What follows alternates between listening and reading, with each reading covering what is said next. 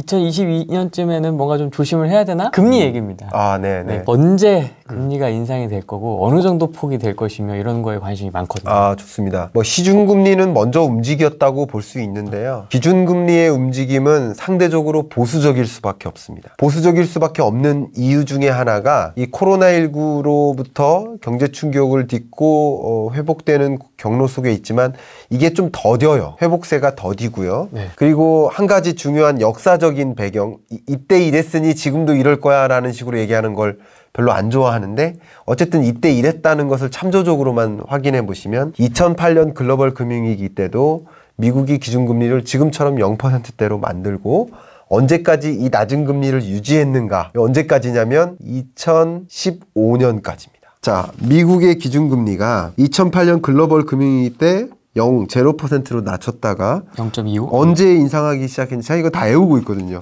2015년 12월, 2016년 12월, 2017년에 3차례, 2018년에 4차례. 그러네. 금리를 이렇게 인상합니다. 왜냐하면 경제가 정상적인 경제로 돌아오는 것을 진단하고 올리는 거예요. 금리 인하는 경기 부양책이니까 경기가 이제 다 회복됐네 라고 판단하고 올리는 거잖아요. 네. 지금 이렇게 올라간 거예요. 그런데 이게 얼마 만에 올린 거예요? 2008년에 내리고 2015년 12월이 돼서는 7년. 그러니까 기준금리 인상 인하가 그러니까 단시간 내에 이랬다 저랬다 하는 게 아니라는 거예요. 지금 경기가 뚜렷하게 회복되는 그런 경로 속에 있다라고 볼 수 있지만 그렇다고 해서 이게 금리 바로 올리고 이런 것은 아니라는 거예요. 금리 인상 인하 동결은 가장 중요한 변수가 바로 여러분 연준위원이라고 생각해 보세요. 여러분 우리 한국은행의 금융통화위원회 위원들이라고 보세요.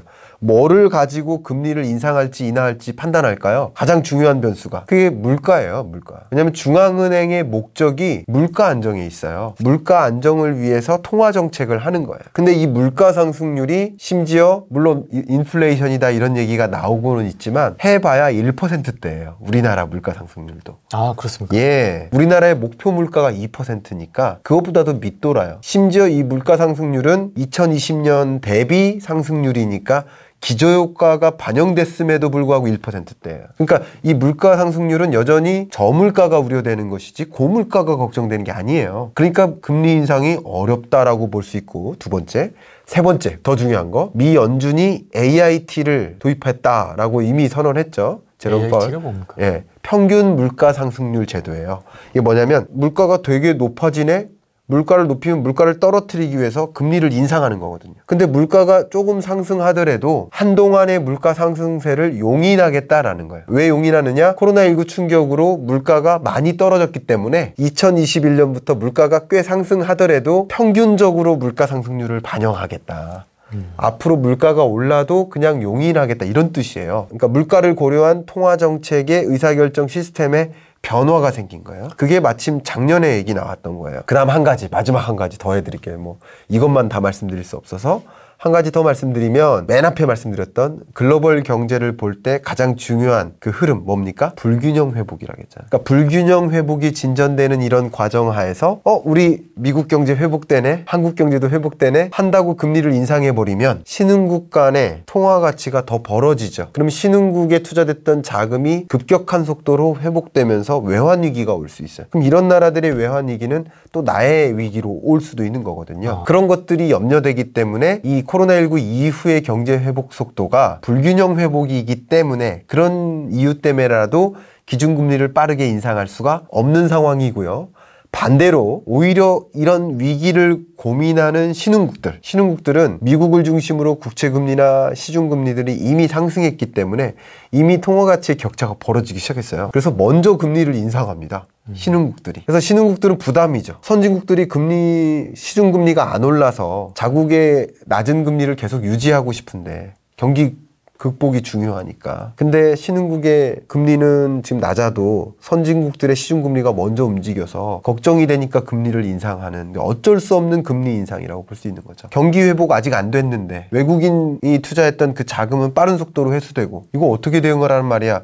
정말 진퇴양난에 빠집니다. 그렇기 때문에 그런 걸 고려해서라도 금리 인상이 어렵고 그리고 테이퍼링조차도 올해 내에는 좀 어려워 보이기도 합니다만 어쨌든 자산 매입 규모를 축소해 나가긴 할 텐데 그게 계속 포워드 가이던스를 던지는 거예요. 그리고 자산 매입 규모를 조금씩 줄여나가는 것이지 한동안 지금까지 진전됐던 유동성 공급을 갑자기 없애버리거나 긴축적으로 한다는 게 아니에요. 쉽게 말해서 100원만큼씩 자산 매입을 하다가 90원, 80원, 70원 조금씩 점차 줄여나간다라는 것이지 그게 갑자기 100원씩 자산 매입하다가 갑자기 0으로 한다든가 아니면 자산을 매입하는 게 아니라 자산을 매도하는 그런 게 아니라 완화적인 스탠스를 조금씩 완충해 나가는 흐름. 이게 2021년 하반기 정도 시작될 수도 있고 좀 늦어지면 2022년이 될 것이다 이렇게 보고 있습니다. 어쨌든 유동성이 여전히 공급되고 있는 거예요. 유동성 공급량을 줄여나가는 과정이고 어쨌든 그런 관점에서 금리를 인상한다든가 유동성 공급량이 0이 된다든가 그러니까 쿼너테이티브 이스를 아예 없애는 그런 액션들 이런 것들이 실제 시작된다면 긴축적인 통화 정책으로 바뀌는 거죠. 그런 이야기는 긴축적인 통화 스탠스로 바뀌는 거는 상당히 어렵겠다. 올해 내에는 어렵겠다. 이거를 볼 수 있는 또 다른 잣대 그냥 계속 이거 얘기하다 보니까 할 얘기가 많아지네요. 네. 5번째 근거 같아요. 5번째 이야기를 또 말씀드리면 우리가 코로나19 이전 수준으로 돌아왔는지를 보는 잣대가 있어요. 지금 경제가. 그것을 이제 GDP 갭이라고 합니다. 표현이 좀 어려울 수 있어요. 잠재 성장률이라는 개념이 있어요. 예를 들면 이겁니다. 야, 이 정도 등치면 말이야. 이 정도는 먹어야 되는 거 아니야? 너 덩치값도 못해.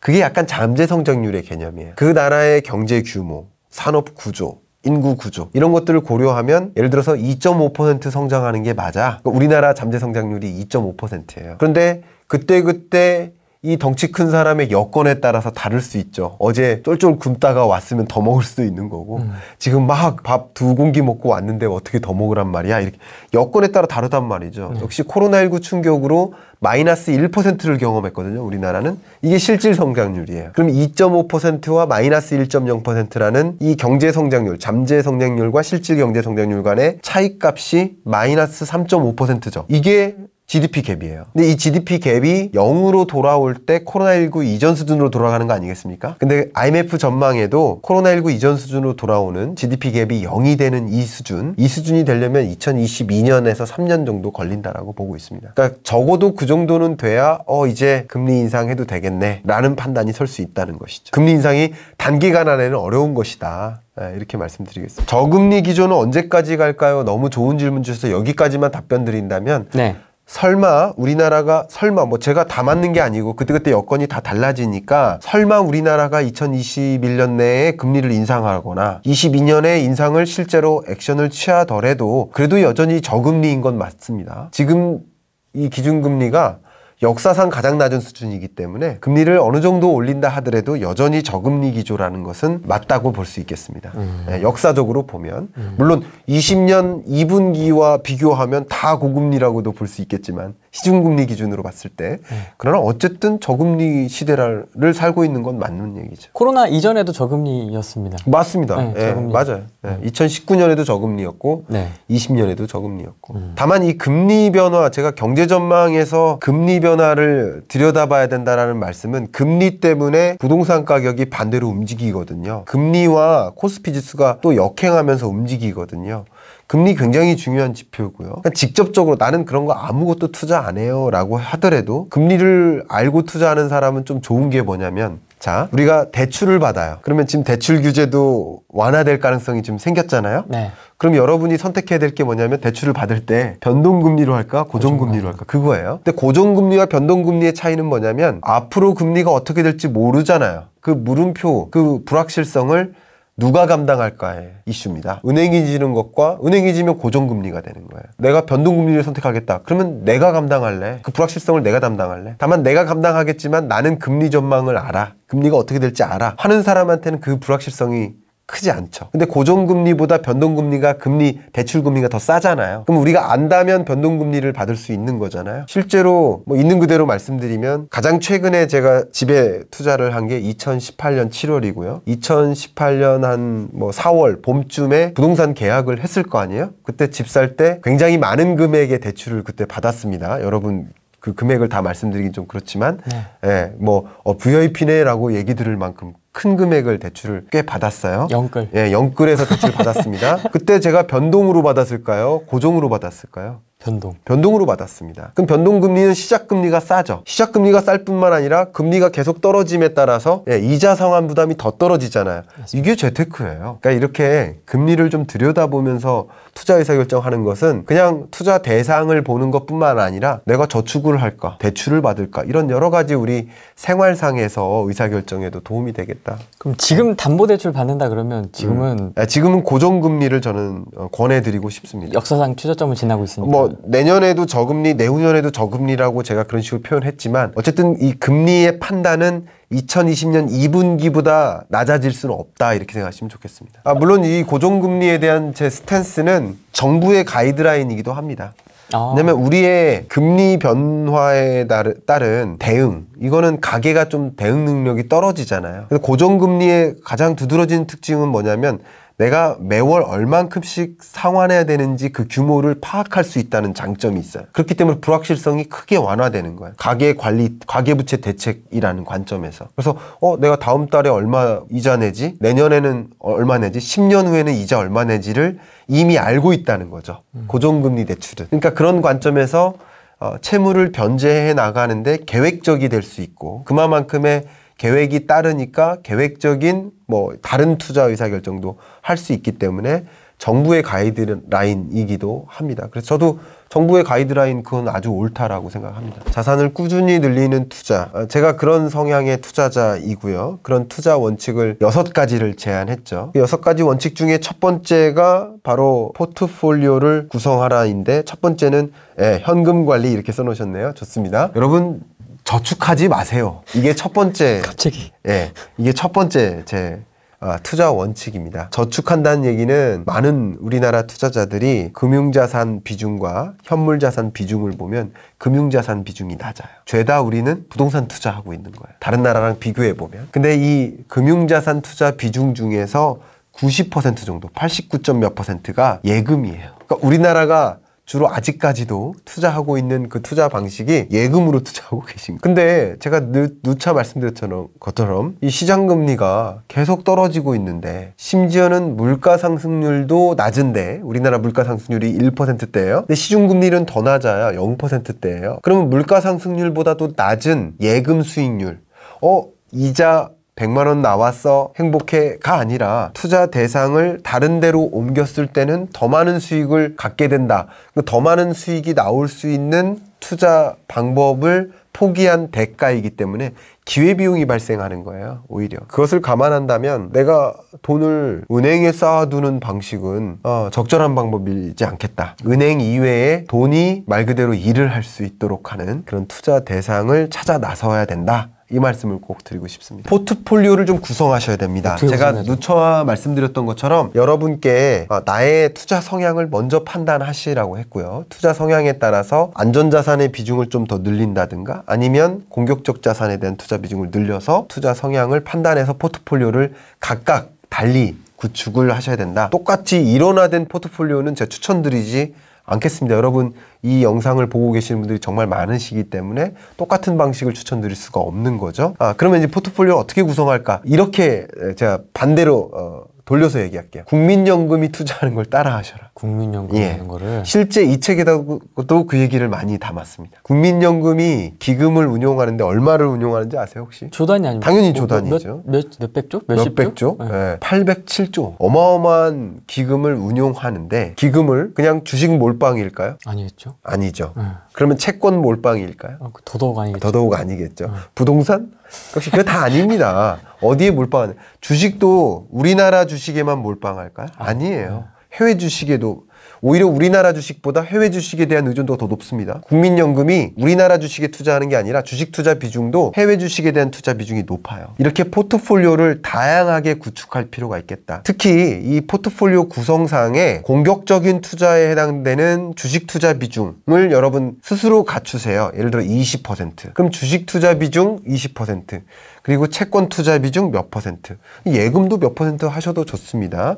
그리고 간접 투자 방식 ETF 같은 거. 그럼 ETF 같은 것은 제가 누차 경제 전망 하면서 어떤 예를 들어 금 ETF라든가 국제 유가 ETF, 구리 ETF 이런 CRB 지수, 원자재 ETF 뭐 이런 것들에 투자할 수가 있겠죠. 이런 여러 가지 포트폴리오를 구성하셔야 되고, 그 중에 한 가지가 채권인데 채권을 제가 강조하도록 하겠습니다. 이 특히 국민연금도 그렇고 로보어드바이저도 그렇고 잃지 않는 투자를 지켜나가기 위해서 채권 투자 비중을 일정 부분 가지고 있어요. 근데 이 채권, 여러분 예를 들어서 미국 국채금리, 금리 추이를 보시면 근래 들어 마이너스를 기록한 적이 없어요. 국채는 쉽게 말해서 그 나라에 투자한다라고 생각하시면 좋아요. 근데 미국이라는 나라가 마이너스를 경험할 수는 있어요.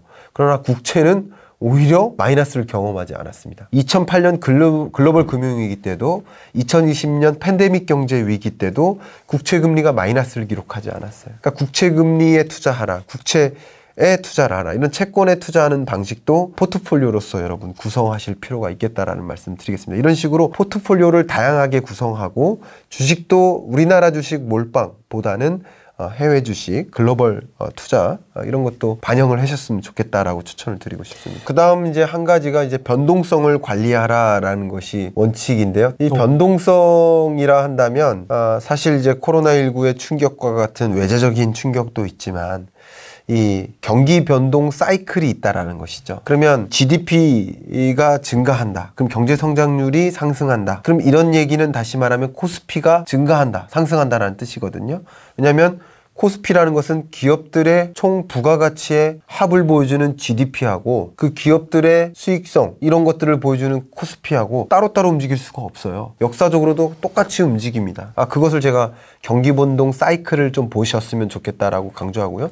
금리의 추이하고 코스피의 추이하고 완전 역행하면서 움직입니다. 그러니까 역시 이런 경기 변동에 민감하게 이 포트폴리오 구성했던 것들을 리밸런싱 해 나갈 필요가 있겠다라는 것을 강조하고 싶고요. 그래서 변동성을 관리하기 위해서 채권에 대한 투자, 포트폴리오로서 구성할 필요가 있겠다라는 말씀을 드리고, 이런 것들을 경기 흐름을 판단하면서 그에 걸맞는 투자를 하셨으면 좋겠다, 이 말씀을 드리고 싶고요. 그 다음 투자 원칙으로서 제가 제시했던 게 글로벌 시장에 투자하라, 이 얘기를 했어요. TV에 나가서 경제 대담을 이렇게 하다 보면 교수님들이 어디 투자해야 됩니까? 이런 질문 딱 받으면 그냥 우량주에 투자하세요, 이렇게 이야기합니다. 사실은 좀 성의 없는 표현이에요. 네, 우량주에 투자하세요. 근데 우량주에 투자를 할 거면 삼성전자에서 좀 안 좋아하실지 모르겠지만 그러면 왜 삼성전자입니까? 다른 글로벌 기업들은 왜 투자하지 않습니까? 세계 시가총액 기준으로 나라별로 구성을 해보면 미국의 시가총액이 전체 글로벌 시가총액의 50%를 넘어서요. 우리나라는 순위 안에도 거의 없어요. 그런데 왜 우리는 우량주 하면 삼성전자죠? 앞에 국민연금 이야기했지만 국민연금에서도 상당한 그 주식 투자가 해외 주식 투자, 국내 주식보다 해외 주식에 더 많이 의존하고 있고요. 앞으로의 계획도 그렇습니다. 국민연금이 보도자료로 이미 공개를 했습니다. 앞으로 2025년까지 해외 투자 비중을 늘려나가겠다 했습니다. 이런 것처럼 글로벌 1위 기업에 투자를 하겠다, 리딩 기업에 투자를 하겠다. 그런다면 왜 글로벌 자산 배분은 안 하냐 이거죠. 글로벌리 투자하셨으면 좋겠다. 우량주에 투자할 거라면 글로벌 우량주에 투자를 했으면 좋겠다. 그런 것들도 이제 국내 주식과 해외 주식의 포트폴리오를 잘 구성했으면 좋겠다, 이 말씀을 드리는 겁니다. 마지막 여러분께 제시했던 그 투자 원칙이 리밸런싱이죠. 리밸런싱은 앞에도 계속 말씀드렸듯이 여러분이 투자 성향에 맞게 주식 비중을 몇 %, 또 채권 투자 비중을 몇 % 이런 식으로 구성을 하셨다 그러면 그 다음 그 비중이 계속 바뀔 거 아니에요. 왜냐하면 주식이 돈을 벌고 또 채권이 돈을 벌면 그 비중이 늘어나잖아요. 즉 그 비중이 어쨌든 늘어나는 과정에서 만약에 주식 투자했던 것들이 주가가 상승해서 이게 50%, 20%를 타겟으로 했는데 40%가 됐어요. 그러면 그 주식의 일부를 매도함으로써 수익 실현을 하시고 그 주식 비중을 일정 비중을 유지하는 거, 포트폴리오 비중을 일정 비중으로 유지하는 거, 이런 리밸런싱 방법도 있고요. 시기별로 그렇게 할 수도 있고요. 외재적인 큰 변수가 나타날 때마다 그렇게 하실 수도 있고요. 그런 방법들이 여러 가지가 있습니다. 그런 방법들을 선택하셔서 여러분 성향에 맞게 고르셔서 리밸런싱 하는 그런 것들은 이제 거시경제나 이런 변수들을 좀 보시면서 하시면 아주 좋겠죠.